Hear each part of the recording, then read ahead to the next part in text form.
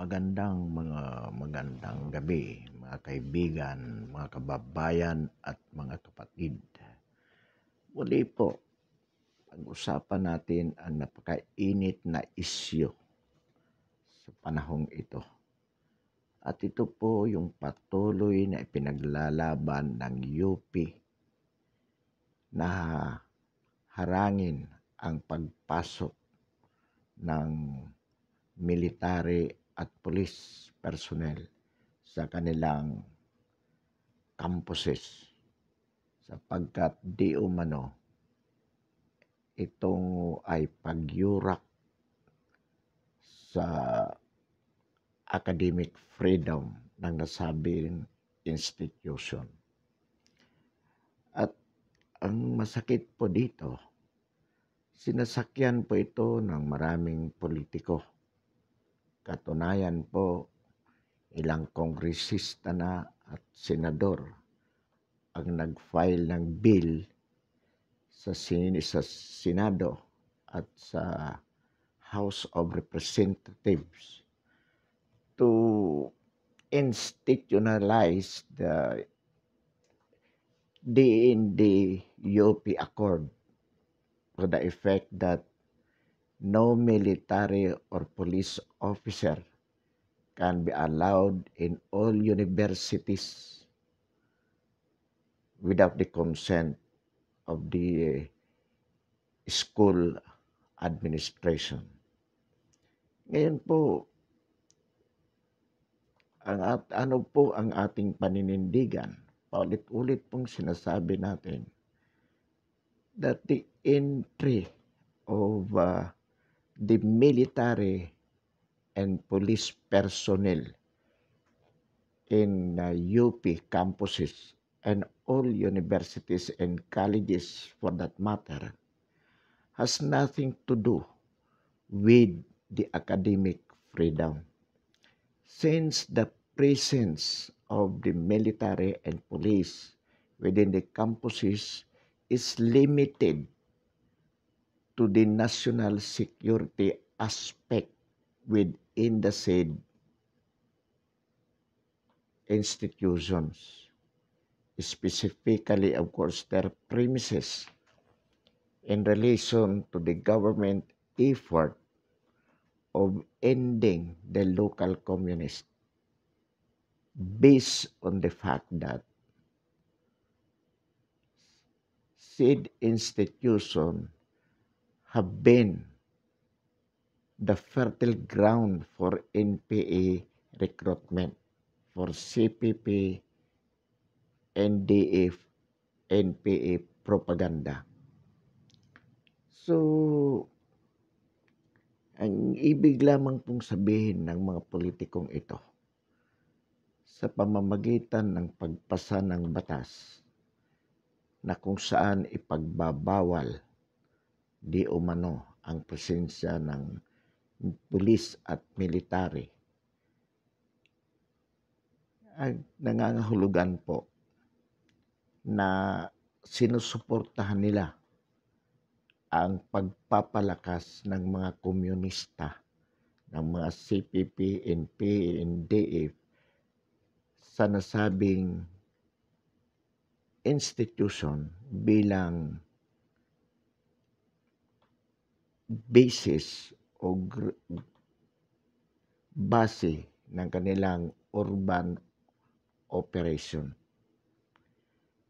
Kung tingnan po natin ang history ng UP NDF Accord, ang historical basis po nito, ito po ay nagsimula nung panahon ni Cory Aquino.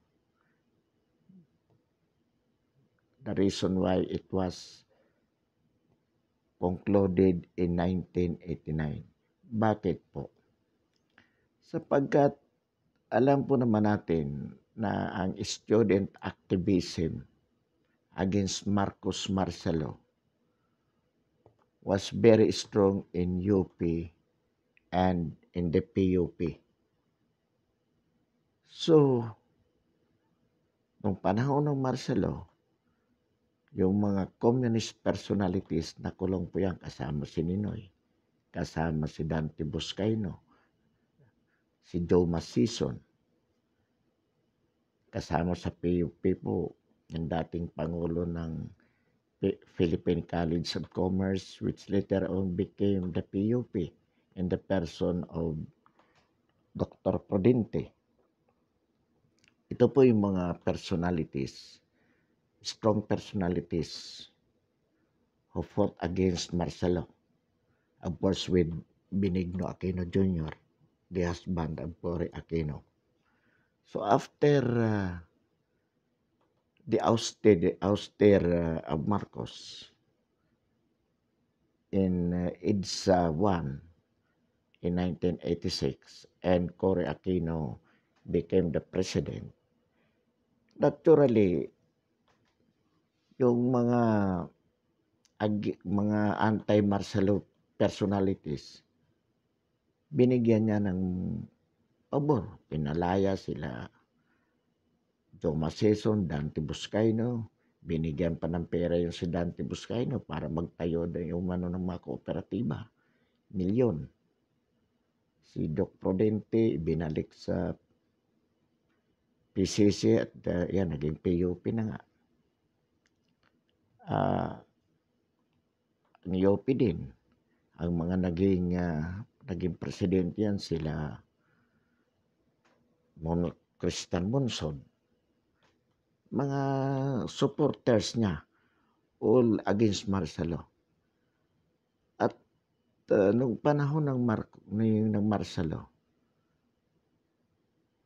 of course, the UP was militarized in terms of President Marcos sending military and police personnel within the campus.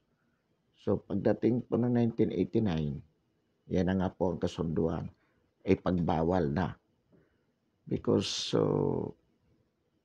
to avoid the experience of martial law where UP was militarized because of the anti-government activities against Marcos.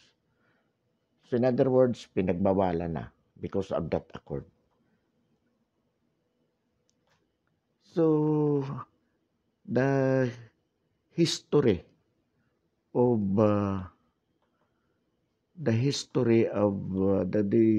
historical background of that PUP or UP NDF or even PUP NDF accord prohibiting the presence of the police, the military, the police personnel within their premises was a sort of reward by the Cory administration.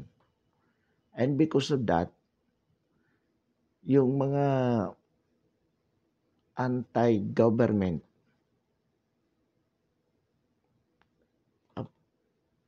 forces lumakas din sa UP in the presence of the NPA, CPP, NPA.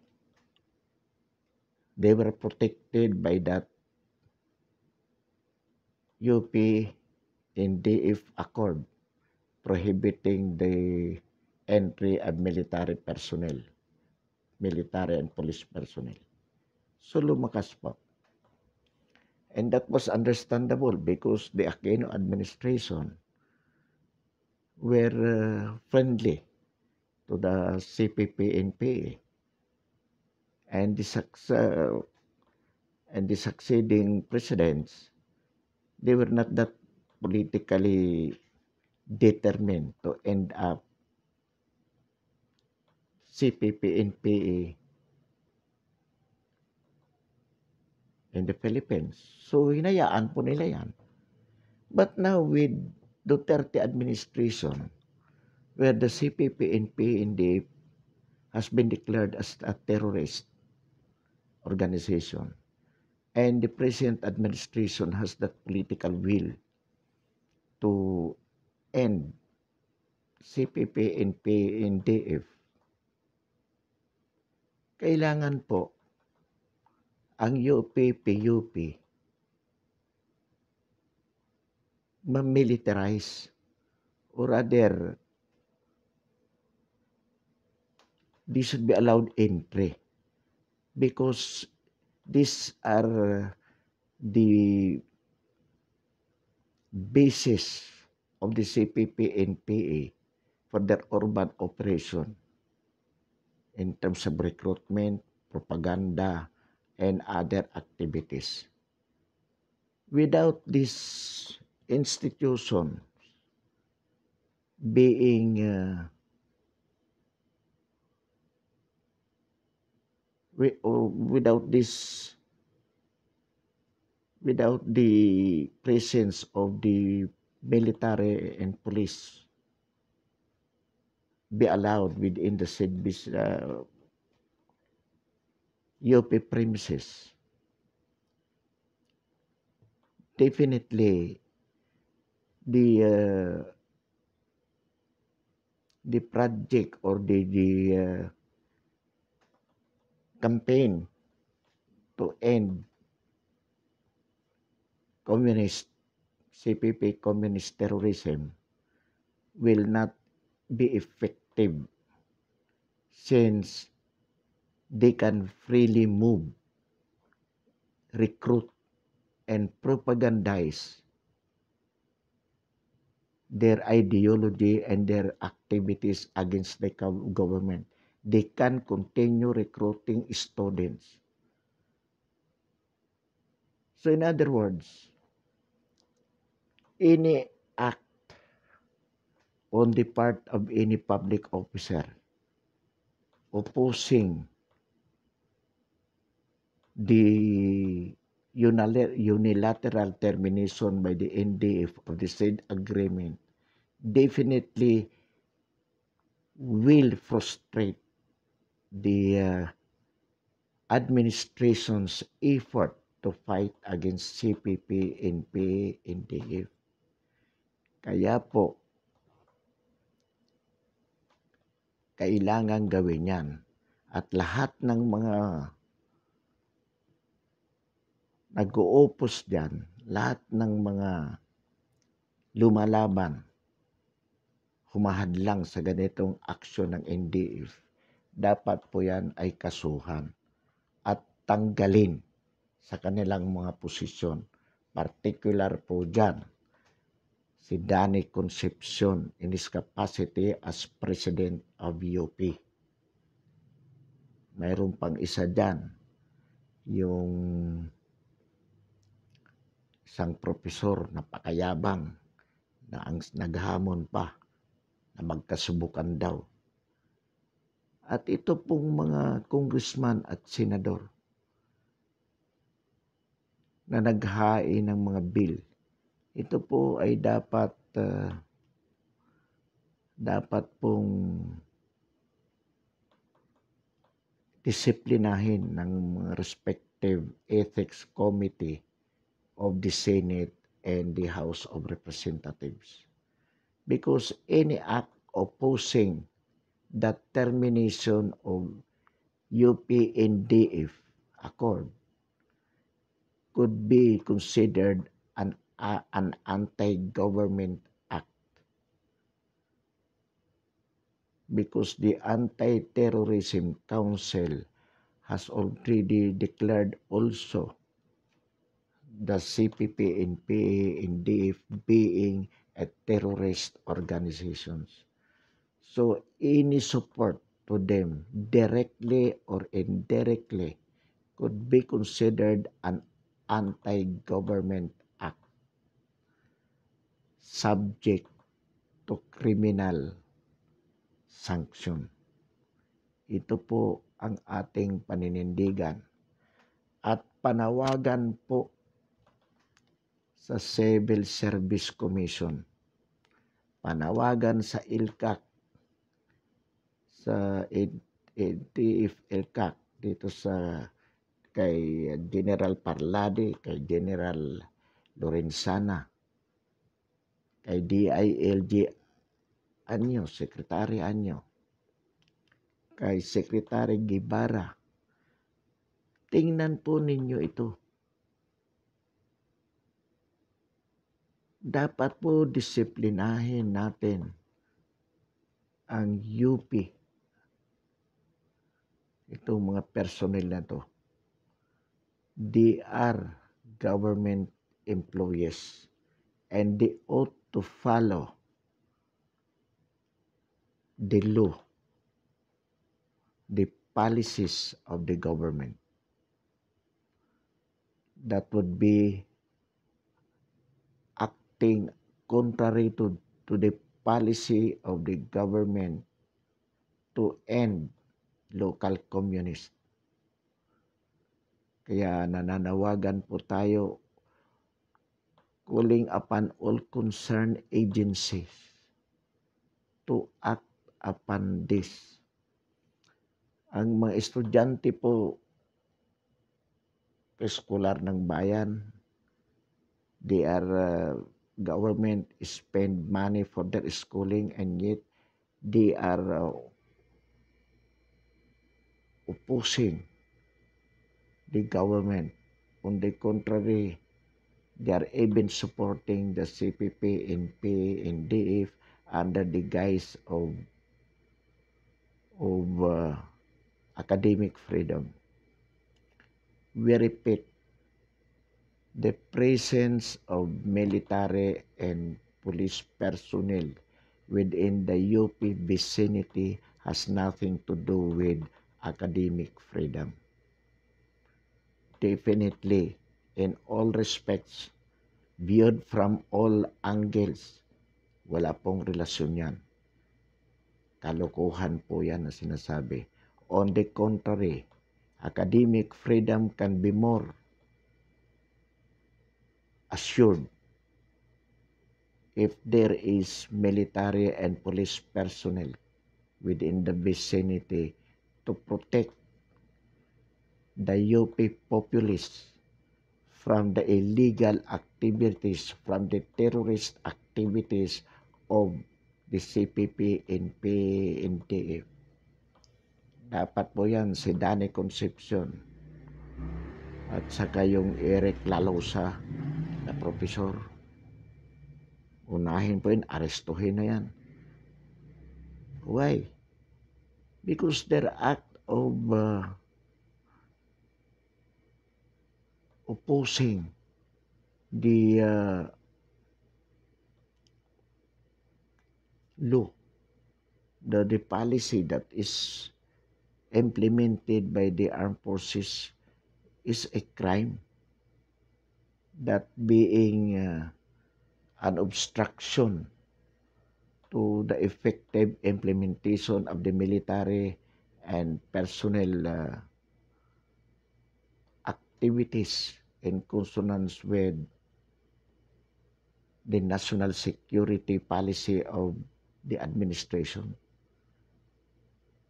That being so, they are deemed to have been committing a crime all the time from the time they are opposing, as they are issuing, releasing, and even actually leading the rallies. So if they have committed a crime, they can be arrested without warrant upon order of the Anti-Terrorist Council. Because the termination was in consonance with the Anti-Terrorism Council's policy of ending communist NPA activities as it is being implemented by the NTF-ELCAC, an agency in charge of ending the local communists. So yung mga pangharang-harang dyan, that is in effect paglaban, pagkontra sa gobyerno sa ipinatutupad nitong mga polisiya para wakasan ang digmaan laban sa komunista. At itong UP role in this regards, napakahalaga po. Dahil alam naman natin na ang UP talaga ay base ng mga komunista. So kung humaharang sila dyan, they are committing a crime. If they are committing crime, they can just be arrested without warrant upon order of the Anti-Terrorism Council. Let's give them a lesson. And the Civil Service also, we are calling upon the Civil Service Commission to dismiss Danilo Concepcion. Hindi natin pwede sabihin nila, Board of Regents lang ang pwede magtanggal yan. Yung mga, if the Board of Regents is not acting properly, then a higher authority than the board can do so. And it is the government, the national government, and the exercise of police power. Dapat po gawin na yan. Dahil habang hindi po natin ginagawa yan, lalong nagmamayabang, lalong lumalawak, lalong akala tuloy nila tama ang ginagawa nila. At ito namang mga politiko, mga senador na mga hinayupak, mga congressman, huwag na po natin paniwalaan yan, mga gago yung mga yan. Ano pong katunayan dyan na mga gago ang mga ito? Ang ABS-CBN, naulit natin, maraming paglabag. Mismo sila gustong bigyan ng ABS-CBN ng prangkisa. Mismong si Tito Soto nag-file ng bill na bigyan ng prangkisa. Si Vilma Santos, ganun din sa lower house. Itong pinuputol ng DND ang UP Accord. Si Villanueva, nag-file agad ng batas na hindi lang sa UP, lahat ang school pa. Hindi lang agreement na gawin, dapat batas. Sa lower house, mayroon din ganun. Hindi mga loko-loko itong mga ito.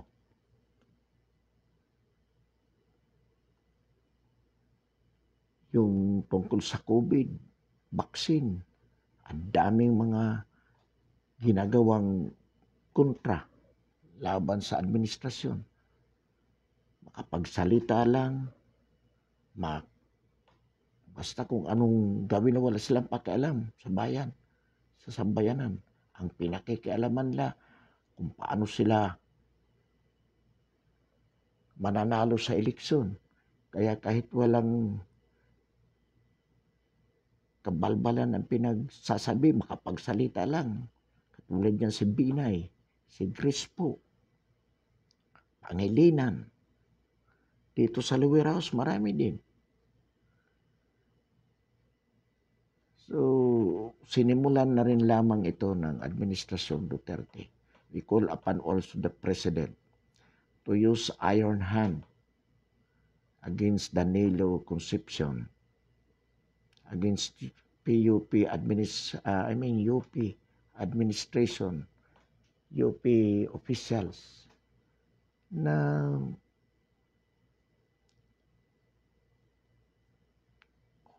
hulihin na yan para may pakita natin na talagang desidido at determinado ang Administrasyong Duterte na wakasan ang communist movement in the Philippines at handang gumamit ng kamay na bakal. Anyway, ang pinoprotektahan natin dito, yung mga kabataan, ang kinabukasan ng kabataan na hindi ma-recruit ng mga NPA, ang mga magulang na nananaghoy, parents who suffered because their children from UP, PUP were recruited to the NPA. So, dapat lang po. We read a news item that one university, I think from Isabela, they have partnership with armed forces who affirm the fact that the presence of the military personnel within their vicinity does not curtail their academic freedom.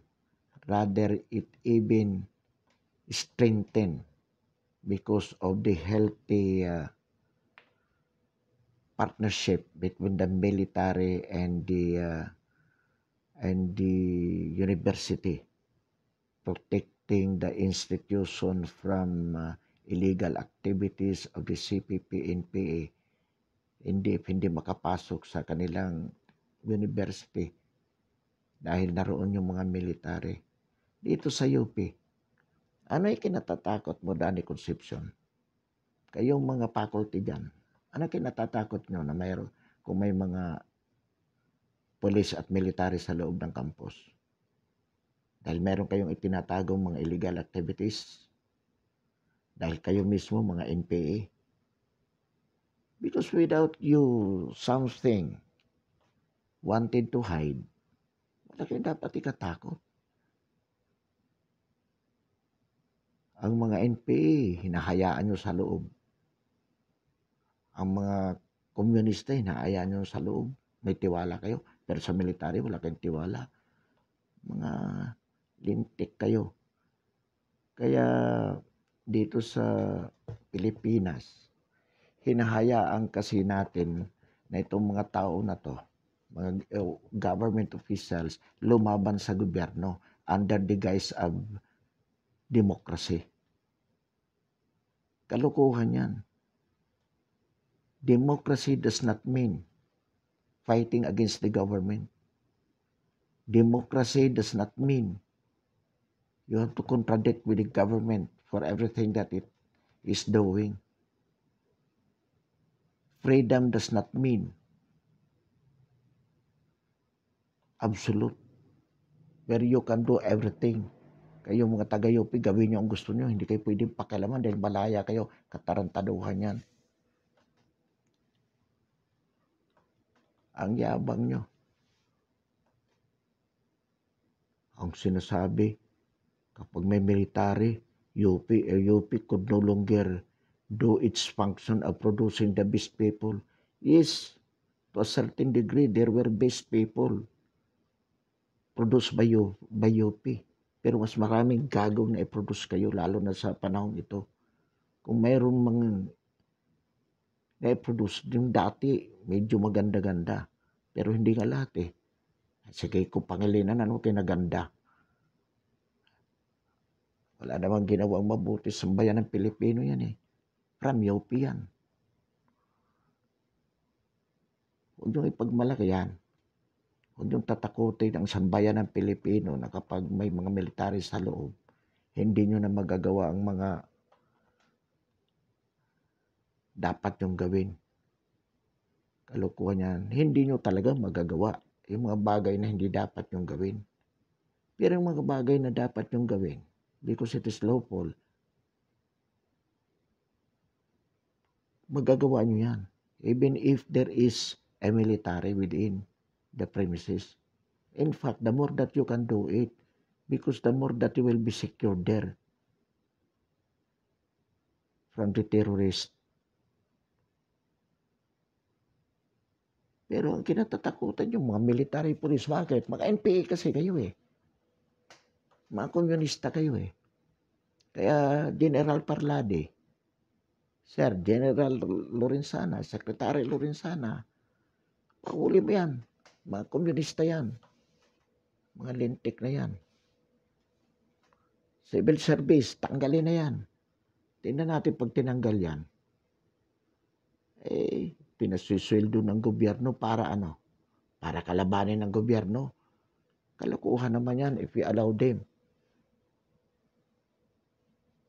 Alam na natin anti-government yung mga yan. Hindi tanggalin sa gobyerno. Hayaan mo magdemanda sila. Bakit? Didemanda nila ang presidente. O hindi presidente, di magdemanda sila. Pag sinabi ng korte, balik to, di balik. General Parlade, arestuhin nyo. O di pag inutos ng korte, di palabasin nyo. At the moment, mayroong sabi nyo, marami kayong ebidensya na marami talagang mga taga-opinions na umakyat sa naging NPA at namamatay. Eh di, yun ang ebidensya natin. Yan, sasabihin ng taga-UP, wala kami pagkalam na kasi ano na desisyon nila yan. Parang sinasabi din ni Teddy Casenyo, katarantaduhan yun. Desisyon kasi na brainwash na.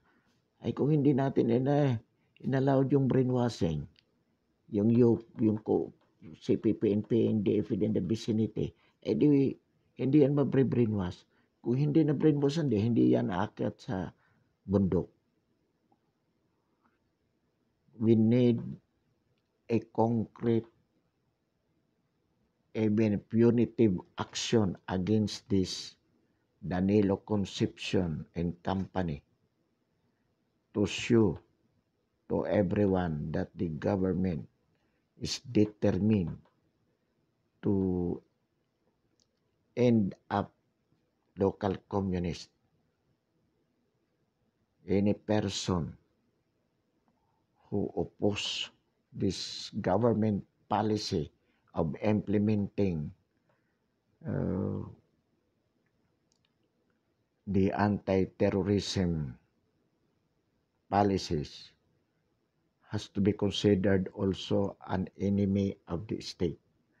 So for the time being, once again, we say good night, thank you, and as a token of support to our YouTube channel, ang ating paninindigan sa napapanahong isyu ng lipunan, we request that it be subscribed. Thank you.